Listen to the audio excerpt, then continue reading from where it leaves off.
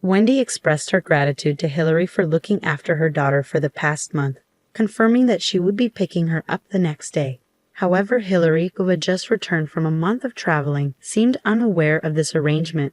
Her voice strained amidst the background noise of train announcements. Wendy remained composed as Hillary's panic began to rise. "Hold on. What are you saying? Christina is with you, right?" Hillary's voice trembled with concern. Wendy's confusion mounted as she realized Hillary believed Christina to be with her. "Christina?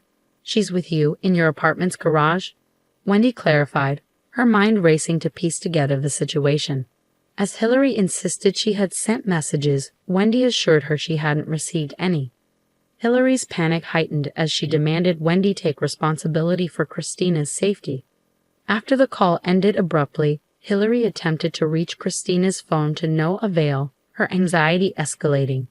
Wendy suggested she head home first, promising to investigate further. Upon Hillary's return, she was met with Wendy, Scott, and Christina together, leaving her bewildered. Wendy seized the moment to introduce herself more thoroughly, revealing her independent lifestyle as a freelance illustrator. Despite Hillary's initial misunderstanding, Wendy's optimistic outlook on life remained unchanged. As Wendy reminisced about her caring brother Scott and his occasional visits, she couldn't help but acknowledge Hillary's tendency to look down on her for being single. Yet Wendy remained steadfast in her belief that personal values dictate matters of love and marriage. When Hillary teased me again about needing a partner, I brushed it off with a shrug. It was hard to tell if it was the alcohol loosening her tongue or something else. But her laughter persisted. Her incessant jibes on the topic eventually wore me out. When I decided to move into a condo on my own, one of my top criteria was distance from my brother and his wife, Hillary. I'd grown weary of her constant needling. However, I shared a strong bond with my niece, Christina, who was turning 10 this year. Despite never having seen it in person, Christina often talked about her cute light blue backpack, which she proudly wore to school. One day, while she watched me work on my illustrations, she admired my drawings on the computer screen.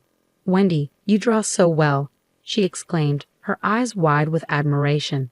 "I wish I could draw too." Encouraged by her interest, I offered her a chance to try. With plenty of time before my deadline, I let her take a seat in front of the computer. Her face lit up with excitement as she eagerly began drawing. She sketched her beloved light blue backpack, mentioning how heavy it was, especially with her tablet inside.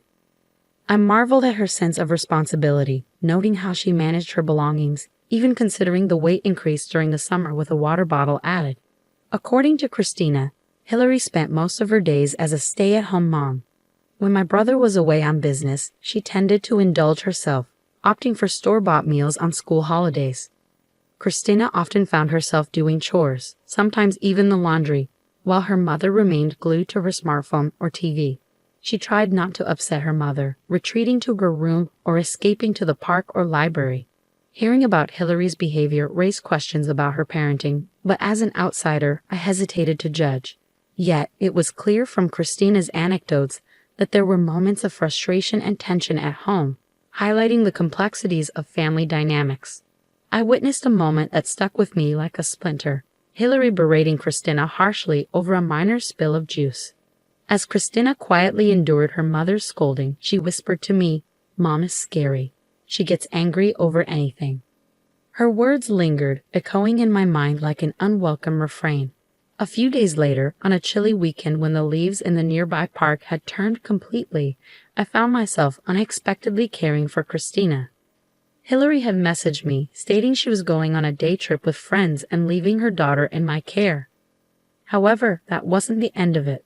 Shortly thereafter, I returned home to find Christina standing alone by the parking area, her light blue backpack slung over her shoulders. Her half-covered face betrayed her anxiety as she stood next to a small carry-on suitcase. Confusion clouded my thoughts as Christina explained that her mother had instructed her to come to my house. I quickly checked my smartphone and found Hillary's message, a sudden announcement of her month-long trip and a request to look after Christina. Suppressing my incredulity, I welcomed Christina into my apartment. Her cheeks were flushed red from the cold, and her hands trembled with chill. I offered her hot cocoa and snacks, eager to hear her side of the story. Christina recounted how Hillary had interrupted her drawing session, handing her the suitcase and instructing her to pack for a month-long stay at my place. With a sense of urgency, she hastily gathered her belongings and made her way to my apartment. Meanwhile, downstairs, Hillary's voice filled the house with excitement as she chatted on the phone. Christina winced at the sound, finding solace in the temporary respite from her mother's usual laughter. As Hillary bid her daughter farewell by the car, instructing her to behave and wait for me, the cold season seemed to intensify despite the sunlight peeking through the clouds. It was a moment of unexpected responsibility, but I was determined to provide Christina with warmth and comfort amidst the chilly uncertainty. I couldn't shake off the anger brewing inside me, contemplating what would happen if Christina fell ill under Hillary's neglect. "Does your dad know about this?" I asked Christina, hoping for some clarity. She shook her head, munching on chocolate cookies with a hint of innocence despite the crumbs adorning her cheek. Her casual remark about her parents' communication habits made me pause. It seemed unfair not to inform my brother, so I resolved to call him later. But then Christina dropped a bombshell. "You know, Wendy, I don't want to be with my mom anymore." Her words struck a chord, her usual cheerful demeanor replaced by a solemn expression. As tears welled up in her eyes, she poured out her heart, recounting incidents of her mother's explosive anger and misplaced blame. My heart ached for her, and I did my best to comfort her until her sobs subsided. It was evident that Christina's situation was far from normal. Convinced that action was needed, I decided to reach out to Scott, hoping he could intervene. After a moment of contemplation, I devised a plan and called my brother, relaying the distressing details. Scott's reaction was palpable, his voice wavering as he processed the gravity of the situation. Despite his initial disbelief, he listened intently, eventually agreeing to adjust his schedule to assist. With his support secured, I assured him that Christina would be in good hands. As I hung up the phone, a sense of determination washed over me. Deleting Hillary's message from my smartphone, I turned my attention back to Christina, ready to face the challenges ahead with a newfound resolve. As I made my way back home, I couldn't shake the concern for Christina's well-being. Determined to lighten her mood, I decided to treat her to something special. With each step, I mulled over ways to make her smile. Christina's school was quite a distance from my place, but I had arranged with the school for her to take the bus, sparing her the burden of walking with her heavy backpack. I made a mental note to talk to Scott about covering the bus fare later. Meanwhile, I continued my usual routine of working from home, while Christina diligently completed her homework upon returning from school. One evening, Christina surprised me by asking for help with her homework. It struck me as odd since it seemed more like a task for her teacher, but according to her, it was different. Her classmates' moms often assisted them. Realizing how self-reliant Christina had been, I grabbed a red pen and checked her work. As dinner preparations began, Christina eagerly offered to help in the kitchen. Her enthusiasm was infectious as she assisted in peeling onions and followed instructions with remarkable skill. I couldn't help but wonder where she had learned to cook so proficiently. Days turned into weeks, and before we knew it, a month had passed in the blink of an eye. Glancing at the calendar, I realized it was almost time for Hillary to return. Sure enough, I received a call from her the next day, thanking me for taking care of Christina. However, her confusion was evident as she seemed to believe Christina was still with me, despite being away for a month. "I sent you a message, so you should know," Hillary insisted, her voice tinged with panic. "I haven't received any messages. Are you sure you're not mistaken?" I responded calmly, feeling a wave of frustration. "Lies? That can't be." Hillary's voice rose in apparent panic. "What are you going to do about this? I entrusted Christina to you. If anything happens, it's your responsibility." With a sharp yell, she abruptly hung up the phone. Moments later, she called again, still shouting. It was evident she had tried calling Christina's phone but couldn't get through, escalating her panic even further. "Suggesting you calm down and head home might be a good idea," I proposed gently, hoping to diffuse the tension. After the call ended, I could hear Hillary arguing with someone, presumably a man, in the background. The room fell silent, tension thick in the air. When Hillary finally returned home, her footsteps echoed loudly down the hallway, bursting into the living room.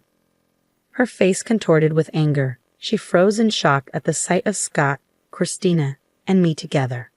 I've heard everything from these two in the phone call earlier, I explained calmly. We put the last call on speaker so everyone could hear it, making it easier to discuss what comes next.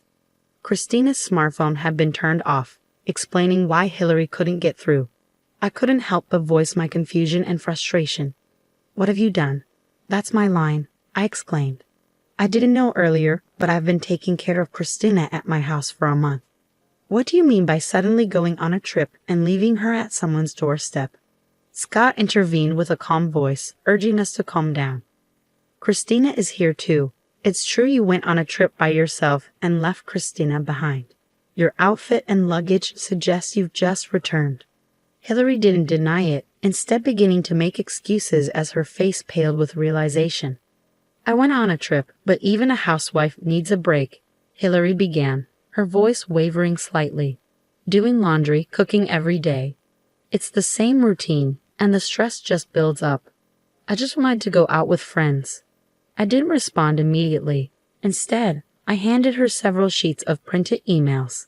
They detailed exchanges with someone who seemed to be her affair partner, discussing plans for trips and rendezvous.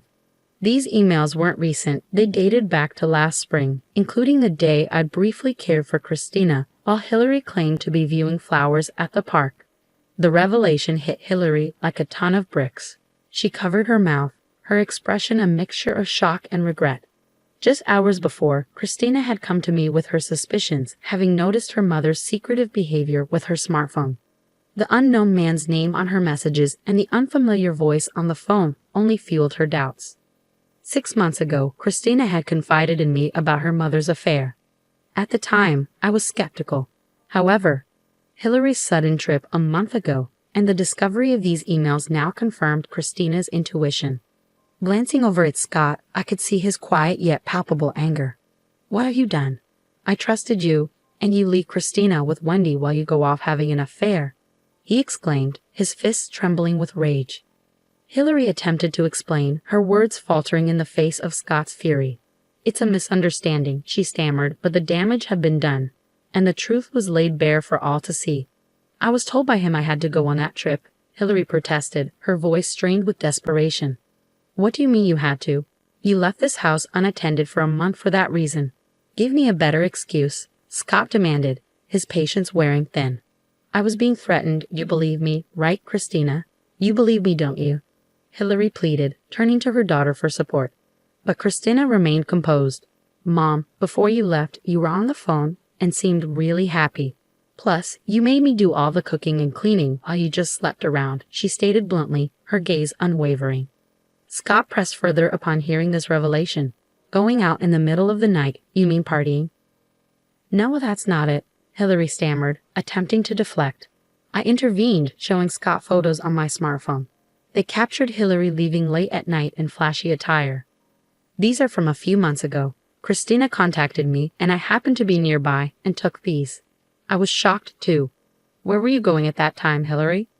Confronted with the undeniable evidence, Hillary seemed to realize she couldn't argue her way out of this. Defeated, she slumped to the ground.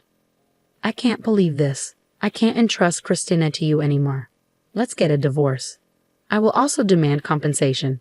From now on, you can do as you please with that man," Scott declared, his tone resolute as he turned his back on Hillary. "No, you can't mean that. Don't you think Christina will be pitiful without her mother? What do you think, Christina? Help me," Hillary implored, her desperation evident. But Christina remained steadfast. "No, absolutely not. Wendy is more like a mother to me," she stated firmly, refusing to be swayed. "During the time I cared for Christina, I made sure to spend quality time with her, discussing school, hobbies, and future plans. Cooking together was one of our shared activities." "Don't worry, Hillary. I'll make sure Christina is happy," I assured her with a bright smile. Half a year later, the divorce between Hillary and Scott was finalized, and Scott was granted custody. Hillary returned to her hometown, burdened by financial obligations. The man she had an affair with disappeared as soon as he found out about the divorce, leaving her in a precarious situation. Scott and Christina moved out, renting their old house for additional income. Now they live in a different floor of my apartment building, building a new life together while saving for Christina's future. I began visiting them almost daily. Scott, who had been frequently away on business trips, realized he needed to focus more on his family. Reflecting on his past and prioritizing his family, he decided to change jobs.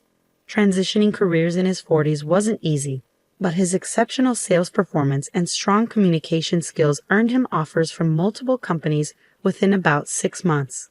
I was surprised by his capabilities, as he had previously favored sales roles that required him to be out and about. Despite declining promotions within the same company, the prospect of a fully remote job piqued his interest. "Your new job is fully remote, right?" I asked him one day. "Yeah, but it's interesting because I get to interact with various people. Plus, being with Christina is the most important thing," Scott replied with a smile. Christina still carried her light blue backpack to school, although she had to transfer to a different school due to the move. Leaving behind friends and teachers must have been difficult for her, but she seemed to be adjusting well to her new school life. "Have you gotten used to your new school, Christina?" I asked her one evening as we cooked dinner together. Christina giggled in response. "Yeah, I made a friend in a class next door already." "That was quick," I remarked, impressed. "Yeah, we're going to make hamburgers at her house next time," Christina said excitedly, her face lighting up with a smile. Her dream of opening a restaurant at such a young age showed her determination and compassion. She explained that her friend's mom didn't cook for her either, so she cooked for herself and wanted to do the same for others who didn't have anyone to cook for them. "That's great, Christina. Your hamburgers are delicious. I hope a lot of people get to try them," I said, looking at her with admiration. Seeing her innocent smile filled me with a mix of emotions, but I couldn't help but smile back. Christina's dream wouldn't end as just a fantasy. She seemed incredibly brave and bright, and I looked forward to the day she opened her restaurant